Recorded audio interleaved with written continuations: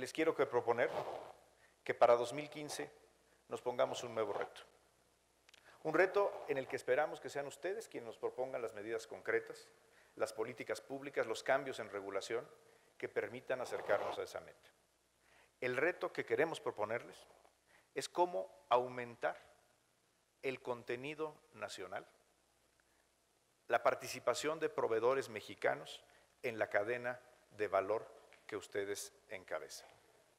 El contenido de valor de proveedores en las regiones donde ustedes tienen su actividad preponderante, pero también en aquellas otras que, como señalaba Emilio de manera muy contundente, debemos incorporar a este modelo de productividad y a este modelo de excelencia empresarial.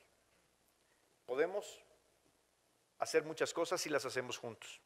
Tenemos instrumentos de política pública como la banca de desarrollo, como las políticas de fomento del sector economía, políticas del Consejo Nacional de Ciencia y Tecnología. Tenemos la implementación de la reforma energética que deberá ser una gran plataforma de política industrial moderna que permita incorporar a miles de empresas a la cadena productiva de valor dentro de la legalidad. Propónganos ustedes.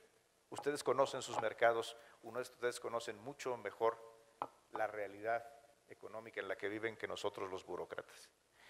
Pongámonos el reto de que cuando nos veamos el año que entra, podamos decir que hemos tomado medidas específicas, políticas concretas, que impulsen el que más mexicanas y mexicanos de todas las regiones del país sean parte de esta gran industria maquiladora y manufacturera de exportación que tanto orgullo y tanto valor le entrega todos los días a México.